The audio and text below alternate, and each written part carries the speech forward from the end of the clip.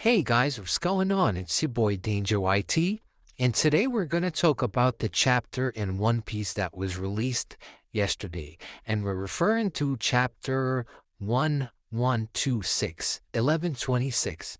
And in this chapter called Taking Responsibility, we're going to highlight everything that we notice in this chapter that was of importance and anything that we would like to have a dialogue about.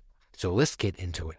So on the cover story, we see that there is some type of kidnapping going on, and somebody is taking girls from a sober shop. And this is very, very ironic that Sanji had like the sober shop there, and then he had the race suit, and he was peeping on people. So it's like they're trying to say it all as like somebody related to like close to Sanji or something doing some weird stuff on Wano, but we don't know who it is. And for now, we just gotta wait and see where that leads. But I'm not really too interested in that, so whatever. Let's get to the rest of the chapter. Okay, now this is very dope because I just realized realistically that Luffy and the gang really did meet these guys at separate places. You know what I mean? During separate incidents. And it's like the giant captains were in Little Garden. Giant captains just doesn't sound right to me too, though. It's like, giant captains? Why isn't it just one captain? So that's why I feel like I'm about to make a theory about this too. Because I feel like something is going on there, and it's been going on there for a while. Like, why these guys so old, and why is it two of them leading the thing? You know what I mean? One of them is going to die. But I'm not going I'm not gonna make a full theory about it, you know what I mean? Just try to have some dialogue, and then we could keep having the dialogue unless we see like dead signs. But if not, we're not really gonna talk too much about that. But that's cool though. They linked up. It's funny because Big Mom wanted the Giants. It seems like the Giants are cool with Shanks though. So I'm wondering if that's gonna be like some type of conflict when he gets there, like, oh nah, you know how Jinbei switched allegiances to Luffy in the end because he was under Big Mom? It might be one of them situations where, Shanks is in charge of Elbaf right now, and basically the Giants are kind of like under his kind of like protection. And Luffy has to fight him and defeat him or something of that nature in order for the Giants to fully become a part of the Straw Hat fleet. So that's what I think is going on here. But let's keep reading for the time being. Now, this is dope right here. The next panel where you got like Bonnie and you got Kuma, because this is why it's dope to me. I'm gonna explain. Like the relationship between Bonnie and Kuma, man, it's just so amazing, man. And just to see everything that they had to go through and everything, it makes you really like feel it for Bonnie now. Like she really came a long way, bro. She been through a lot, all that. But my thing is the Kuma thing, from a man perspective, like this is dope to see, man, and I'm gonna tell you why. Because Kuma, that's the actual real Kuma. He's still half robot, and he doesn't have any consciousness, but that's still Kuma. So if you think about it, if Vegapunk somehow survives, maybe there's a way that Vegapunk could recover Kuma, and now it would be better because now he's like half cyborg, but so damn strong. It's like he's stronger than Queen and them people. You know what I mean? Type of energy. Like that's the type of metals they used on him. I don't know what it is, you know what I mean? But it's just like, yeah. But if they could really bring his memories back, then that would be a very, very, very good thing for the revolutionaries now. Because you know how we were thinking about Sabo and we were thinking about who else, Karasu, and then everybody else now it falls in limbo when you get to Limburg and everybody else. You know what I mean? But if you got Kuma back in the revolutionaries with his consciousness to have cyborg body, that wolf fruit power, like come on, bro, we gotta talk about the revolutionaries now. Like for real, that boy Kuma was out there like giving that Saturn dude, he was giving him a run for his money. So that's all we gonna say about that. Let's go to the next panel and see what's going on.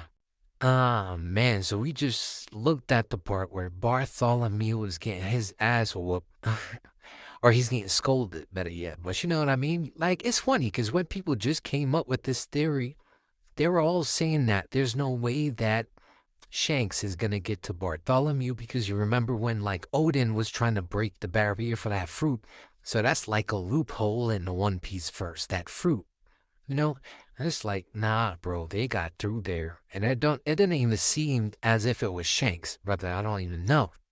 You feel me? Because right now, like what we're seeing is literally, if you scroll down at these panels, you see this Hangul guy right here, right? And he looks like he might be fifth in command or fourth in command. I don't know. All I know, he's the doctor. And when you type in Shanks and red hair pirates or things like that, he comes after the names that we're familiar with. You know what I mean? The Lucky Roo, the Yasopp, you feel me? The Ben Beckman. Then you always see this guy's name come up like right below them. So he might be like fourth, fifth commander type person, you know what I mean? Never know, but he always travels with like guns and stuff like that. So, and the staff, never know, man. All I'm saying is, dude right here, he looks like he's a commander. It might be like a commander because he definitely is an officer that's in and out tasks. Like right here, if it was a straw hat, let's think about who would be the person that's doing this type of stuff. Bro, seriously though, this panel right here with Bartholomew, bro, this is what I'm talking about. This is like his Zorro, nothing happened type of scene.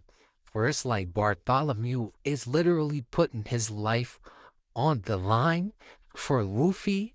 You know what I mean? He's already a Luffy fanboy, but now he's like, yeah, I messed up because, I'm fighting people while I'm under somebody, and I know that if I start a war, it's going to be like, yo, I'm representing my higher ups. And I can't do that. It's like when you work for a company like Amazon, you can't just go out here like, yeah, I'm about to go fight USPS workers now. Now it looks like it's Amazon and USPS workers fighting if you have the clothes on, but you gotta take it off. And it's just yeah, do yeah, I think so. That's what it's like. You gotta look at it that way. So it's like, yeah. It's like I liked it though. I admired it because it showed you that yeah, this guy Bartholomew, even though people look at him as a shit show and they don't like him because he's disrespectful or whatever, he's a respectable man because he really has morals, principles, and all that when it comes on to people that he loves and respect. Now, I mean, it's the same way how Luffy, they be having this image of Luffy as an evil, like maniacal person and stuff like that. And Luffy's a sweet guy, but he's just so powerful and he be defeating evil people that are so strong that he gets the same reputation in a way. You know what I mean? And being a pirate, they're gonna look at you that way anyways. What's more dope is Shanks and their reaction to Bartholomew after he was leaving. He was trying to escape and skedaddle out of there because he thought he was about to die. Because they don't even care no more. It's like, yo, you can't beat nobody on the crew, bro. So we don't even care if you're still on the island. You know what I mean? But you're still here, so we got to pay attention to you. You know what I mean? So it's like, while Bartholomew is leaving, who else but the goat of Elbaf's father to shoot them and blow them up, explode? It's like he has a gun that could make his ship explode now. What is he shooting? Missiles, bro? Like, what the hell? You know what I mean? But it's like, yo, this is wild.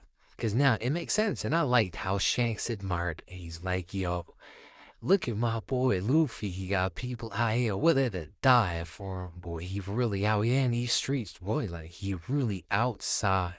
And I mean, that's what it is. So it's like, but Yasopp is like, now we gotta teach some boys a lesson. They don't care about none of that salty shit. Where leave men, bro. Now blow them niggas ship up, boy. Yeah, so that's what happened. And I feel like this is crazy because, bro, nah, this is wild. I like how it's going though, because a lot of people thought Bartholomew was gonna be untouchable with the barrier fruit. Get a man here, what they talking about, my boy? They don't know, man. Now, to my favorite part of the chapter now. We're going to talk about this a little more in depth because I just came up with a magical theory just from reading this chapter alone.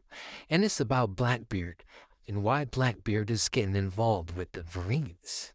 Why Blackbeard is like capturing people. Like, what's going on with Blackbeard? Like, I mean, why would you want to go capture the Marines? You're displaying Luffy type behavior now, like, you know what I mean? Like, you fighting them head on, like, yo, I don't care about y'all now. We're just gonna come here to do what you want. It's because Blackbeard has a plan. You know what I mean? Just to show me something. He's like, yo, why did you let Kobe escape? I'm like, what do you mean? Kobe ain't important, bro. He's important to me. But he's like, okay, we got guard. We still got somebody. So it means that he needs a government prisoner. Why would you need a government prisoner? It means two things, possibly. Leverage, as one, or bounty.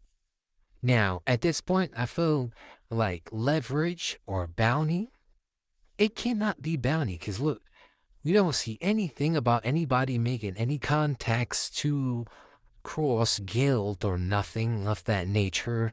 We never really heard Cross Guild speak specifically about Blackbeard paying for, bringing people in. No, but it could happen.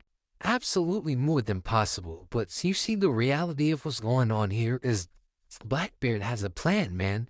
And I'm going to speak about it because I'm about to drop a bunch of videos today, bro. I'm sorry. Yeah, don't be mad at me. This weekend I'm flooding the timeline with videos. But it's like Blackbeard has a plan, bro. And if you don't see what's going on, I see what's going on, and I'm about to explain it in my other video. That's why he's telling Lafitte, like, yo, pay attention to what the revolutionaries and everything that's going on. You know what I mean? So that's really what this is about now. Final important thing about Blackbeard and anything related to him is Caribou. Now, Caribou has information on two ancient weapons, bro. So he knows about Poseidon and he knows about Pluton. So that means Blackbeard is going to know the whereabouts of two ancient weapons. Knowing him, he likes to storm down there and take them.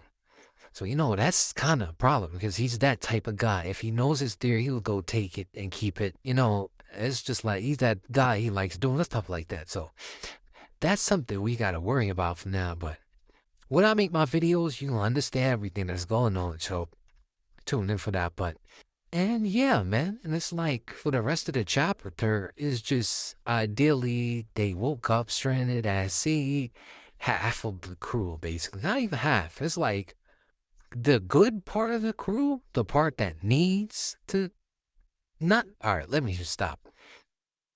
So I believe it's the weak trio and the strong trio that got separated on one ship, and then you have the older trio plus the fourth commander on another ship. So I think it's Zoro, Luffy, Sanji, and you have Usopp, Nami, Chopper on the Sunny, and they got separated altogether because they were in a whole different group. I don't know how. They just all got the same drunk fever and felt like, yo, we had to go back on the ship.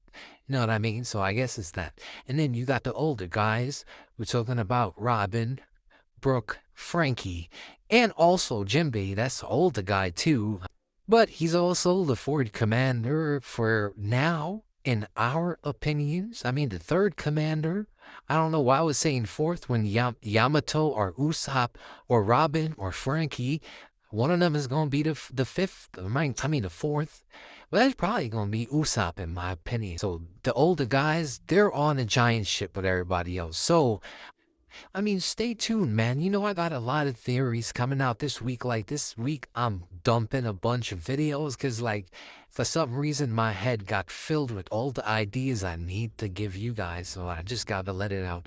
And I love this page, so I'm just dropping videos because I could do it. So hell, let's do it, man. And stay tuned. I got some good theories, man. Like for instance, for this review, y'all definitely want to check out the Blackbeard video. Let me see if I can give y'all a preview of the title right now, because I can't really tell you the straight name of the shit. You'll understand right away. So it's more like, yo, why Blackbeard is capturing government agents. You know what I mean? I'm gonna explain that. Please give a thumbs up and don't forget to subscribe.